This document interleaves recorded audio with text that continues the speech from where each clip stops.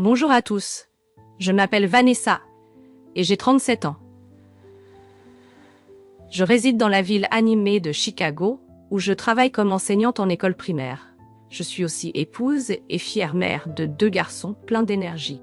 Si vous me rencontriez dans la rue, vous verriez probablement une femme qui semble avoir tout sous contrôle, une carrière stable, une famille aimante et une foi solide qui me guide depuis aussi longtemps que je me souvienne.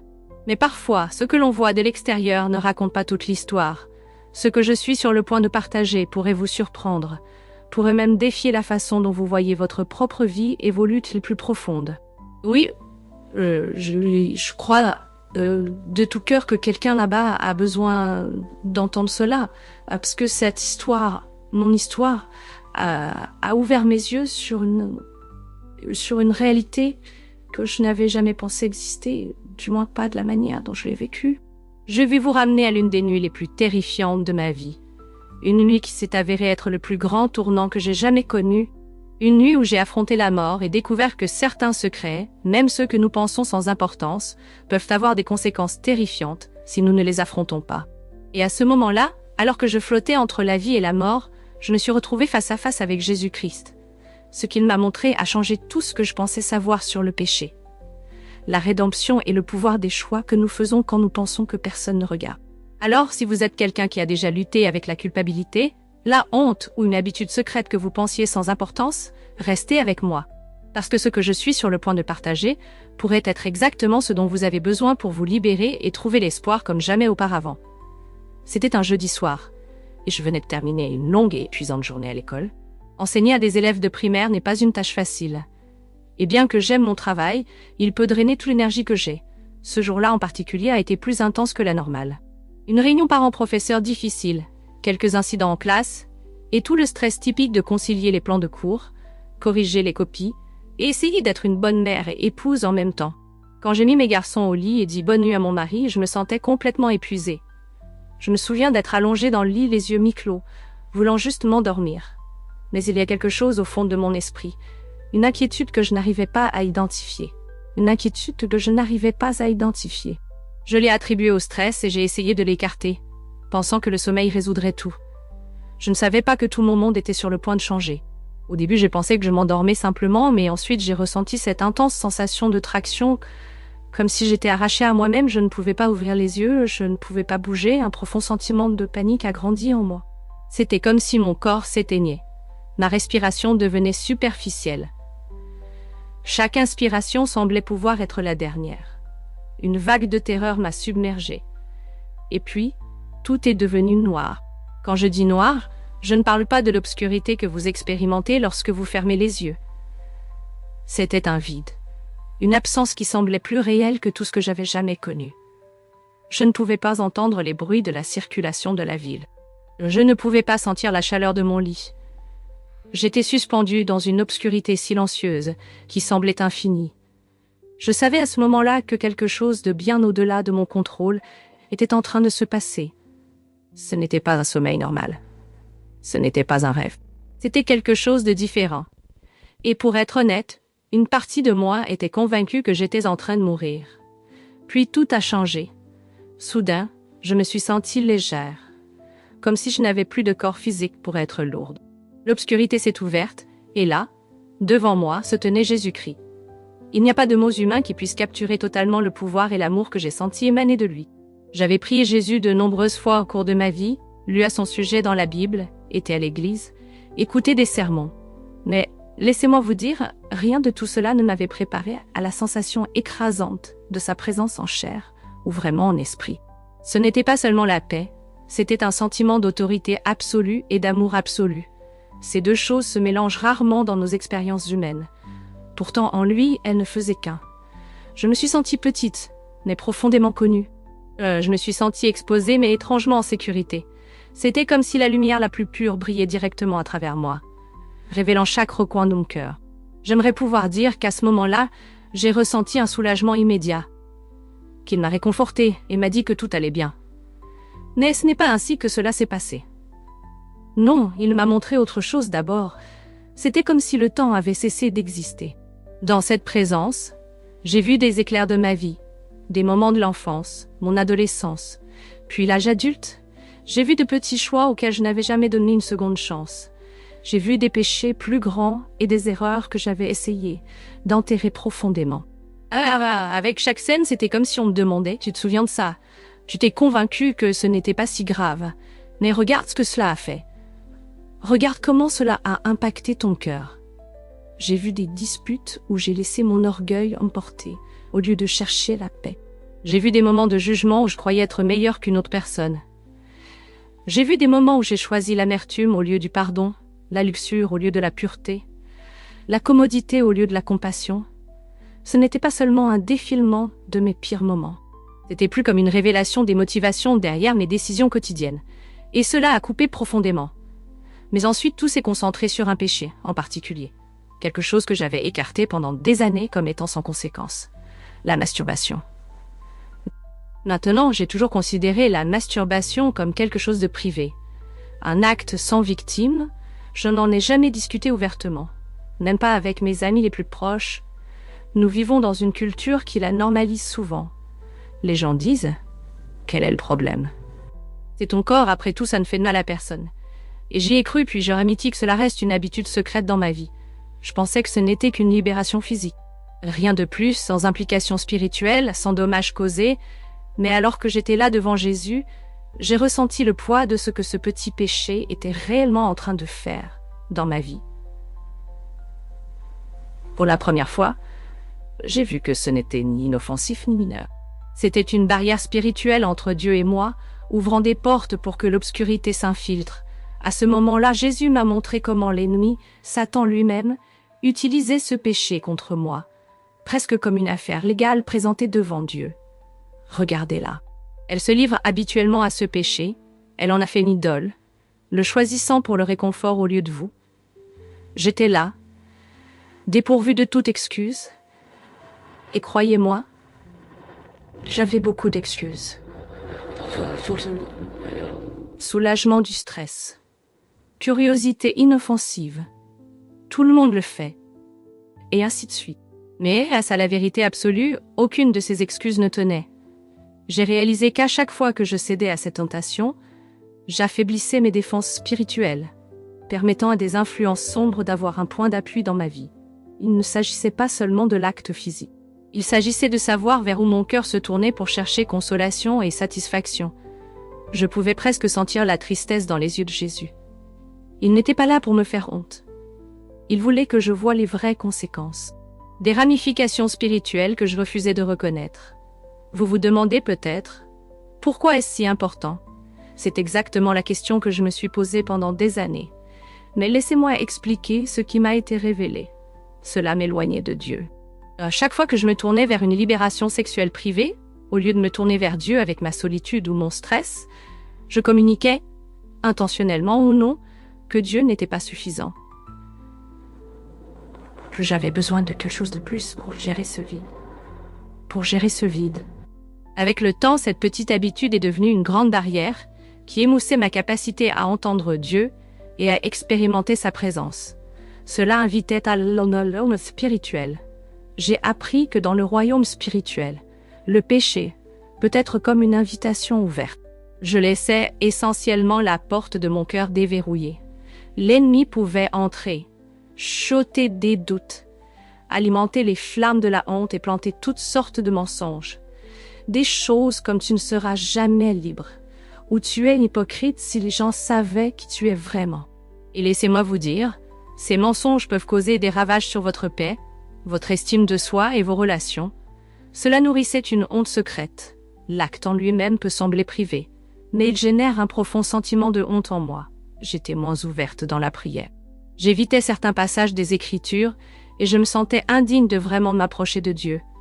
Au lieu de confesser et de chercher de l'aide, je l'enfouissais plus profondément, ce qui ne faisait que renforcer son emprise sur moi. Cela déformait ma vision de l'intimité. Je m'entraînais à me concentrer sur l'autosatisfaction plutôt que sur l'amour et le respect mutuel dans le contexte de mon mariage. Avec le temps, cela reprogramme subtilement votre façon de penser à l'intimité, et cela peut nuire aux relations réelles, même si vous pensez que cela ne le fera jamais. Ces raisons peuvent sembler lourdes, Mais je ne peux pas assez insister sur combien cela semblait réel lorsque Jésus m'a montré les conséquences plus profondes de ce que je considérais comme une habitude inoffensive. J'ai ressenti de la tristesse, non seulement pour avoir enfreint une règle, mais pour le fossé que cela créait entre mon Sauveur et moi. Voici la partie surprenante. Même si j'étouffais dans ma propre culpabilité et ma honte, Jésus ne m'a pas condamnée. Il n'a pas pointé le doigt vers moi en disant « Tu es dégoûtante, éloigne-toi de moi ». Non, il m'a regardé avec amour, un amour féroce et transformateur. C'était comme s'il disait « Mais Ness, je te vois, je connais chaque lutte, chaque secret caché. Je ne m'éloigne pas. Mais je veux que tu saches que tu peux être libre, tu n'as pas besoin de vivre ainsi. » Au milieu de sa sainteté, j'ai ressenti la chaleur de sa compassion. Et à ce moment-là, j'ai compris quelque chose de crucial. Jésus révèle nos péchés non pas pour nous écraser, mais pour nous guérir. Si vous écoutez ces mots et vous sentez convaincu, s'il vous plaît, sachez que ce n'est pas une question de condamnation. Il s'agit de reconnaître que quel que soit le péché qui vous a emprisonné, il y a un Sauveur qui vous aime plus que vous ne pouvez l'imaginer et qui est prêt à vous racheter si vous le permettez. Quelque part au milieu de cette rencontre incroyable, j'ai ressenti un changement à nouveau. Mon environnement a changé. J'ai senti comme si j'étais tirée de retour dans mon corps. Un choc, comme un choc électrique m'a parcouru. Mes yeux se sont ouverts soudainement et je me suis retrouvée haletante dans mon lit. Mon cœur battait la chamade. Mes draps étaient humides de sueur. Mon mari dormait profondément à côté de moi, ignorant la tempête spirituelle que je venais de vivre. Ma première pensée consciente a été « Je suis vivante, Dieu merci, je suis vivante ». Je suis restée là pendant quelques instants, essayant de rassembler les morceaux de ce qui venait de se passer. Cela semblait plus vif que n'importe quel rêve, comme si j'avais franchi un seuil vers une réalité qui était plus réelle que le monde physique autour de moi. Je voulais écarter cela comme un cauchemar, mais au fond de moi, je savais que ce n'était pas un rêve ordinaire. J'avais rencontré Jésus face à face. On m'avait montré la vérité sur un péché secret que je portais depuis des années, et on m'avait offert un choix. Continuerai-je à vivre dans le déni ou chercherai-je une véritable liberté? Le lendemain matin, je me suis réveillée en me sentant différent. Le ciel semblait plus lumineux. L'air semblait plus lourd, comme si quelque chose de monumental avait changé. Une partie de moi voulait retourner à ma routine quotidienne. Préparer les garçons pour l'école, gérer les tâches interminables, ignorer la bombe spirituelle qui venait d'exploser en moi. Mais je ne pouvais pas ignorer ce que j'avais vu. J'ai passé un peu de temps seul en prière ce matin-là. Et laissez-moi vous dire, ce n'était pas la prière propre et rangée que nous faisons souvent avant un repas. C'était brut. J'ai pleuré. J'ai confessé. J'ai dit à Dieu que je n'avais aucune idée de comment me libérer de quelque chose dont je dépendais depuis si longtemps. J'ai demandé pardon. Un nouveau cœur, la force de surmonter une habitude qui avait été mon soutien caché. Pendant que je priais, j'ai ressenti une paix indescriptible s'installer sur moi. C'était comme si le poids de années de culpabilité était levé en un instant. Pour la première fois, j'ai vraiment cru que je n'avais pas besoin d'être prisonnière de cette habitude. Il y avait une issue, et cela commençait par moi choisissant de franchir cette porte de liberté. Maintenant, ne vous méprenez pas.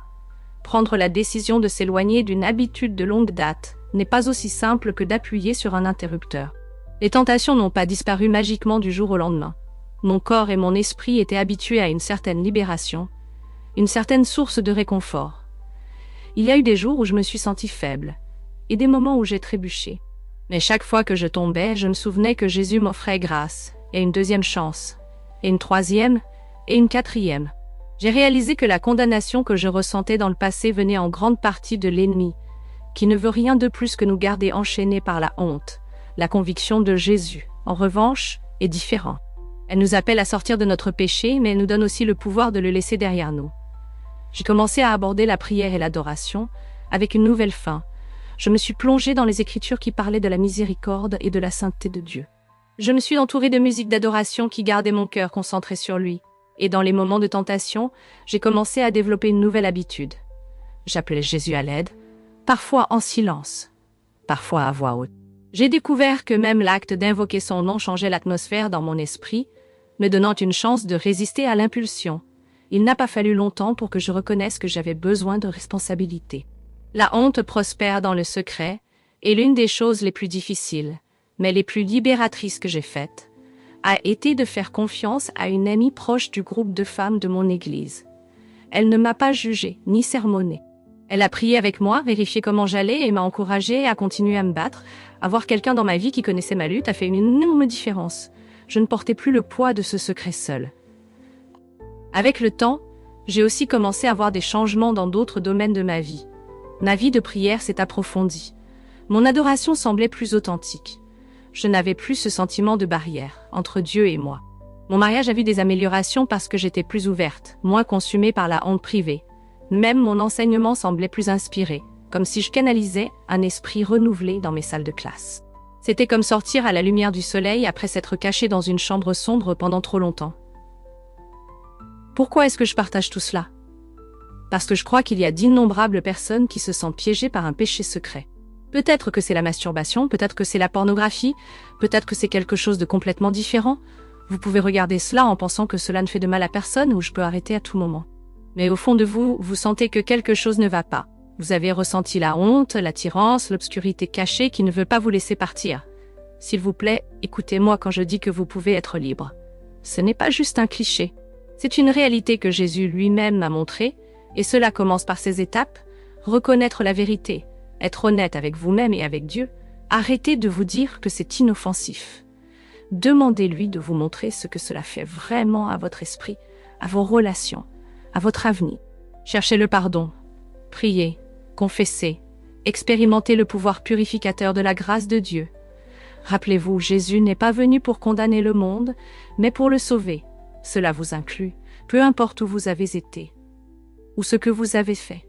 Repentez-vous et détournez-vous. La repentance n'est pas seulement dire que vous êtes désolé, c'est changer de direction. Cela signifie décider que vous n'allez pas continuer à nourrir cette habitude. Vous pourriez avoir besoin d'établir des limites, de supprimer des déclencheurs, de changer de routine ou de chercher un conseil professionnel si l'habitude est profondément enracinée. Trouvez la responsabilité. Ne combattez pas cette bataille seule. Faites confiance à un ami chrétien mature, un mentor ou un pasteur en qui vous avez confiance. Quand quelqu'un d'autre connaît votre lutte, il peut prier pour vous, vous encourager et vous rappeler votre engagement lorsque vous vous sentez faible. Cherchez une relation plus profonde avec Dieu. Lisez la Bible, passez du temps intentionnel en prière et cultivez une atmosphère d'adoration. Plus vous vous rapprochez de Dieu, plus sa force éclipsera votre faiblesse. N'abandonnez pas, vous pouvez trébucher. Les vieilles habitudes sont difficiles à mourir. Et l'ennemi va essayer de vous convaincre que vous ne pouvez pas vraiment changer. Mais rappelez-vous, le même pouvoir qui a ressuscité Christ d'entre les morts est disponible pour vous. Continuez à vous relever, continuez à avancer. Quand j'ai été coincé dans ce moment entre la vie et la mort, la gravité de mon péché est devenue cristalline. Et quelque chose d'autre s'est démarqué en détail. Crions, le temps est court, aucun de nous ne sait combien de jours il nous reste sur cette terre. Nous ne pouvons pas supposer que nous aurons toujours demain pour arranger les choses. Si vous ressentez une agitation dans votre cœur maintenant, s'il vous plaît, ne l'ignorez pas. Laissez-moi vous demander, si vous étiez devant Jésus en ce moment même, que trouverait-il caché dans votre cœur? Y aurait-il un péché que vous avez justifié pendant si longtemps que vous avez oublié que c'est même un péché? Ou peut-être ressentez-vous une pointe de culpabilité chaque fois que vous vous y livrez? Mais vous êtes devenu si habile à repousser cette culpabilité. Je ne suis pas ici pour vous effrayer. Je suis ici pour vous rappeler qu'il y a un amour, une grâce et une liberté insondables qui vous attendent. Et vous n'avez pas besoin d'attendre d'être au seuil de la mort pour l'expérimenter. Choisissez de venir à la lumière maintenant, où la miséricorde de Dieu est abondante et sa transformation est réelle. Je veux vous laisser avec un message d'espoir profond. Quand Jésus a révélé mon péché secret, il ne l'a pas fait pour me détruire. Il l'a fait pour me restaurer. Il a abattu les murs que j'avais construits et les a remplacés par un pont menant directement à son cœur. Ce même pont est disponible pour vous. Peu importe ce que vous avez traversé. Si vous vous sentez hésitant ou effrayé, c'est normal. Le vrai changement peut être effrayant. Mais laissez-moi vous dire par expérience, cela en vaut la peine. La paix, la joie et la proximité profonde que vous pouvez avoir avec Dieu, une fois que vous vous libérez des chaînes du péché, vous laisseront vous demander pourquoi vous ne l'avez pas fait plus tôt.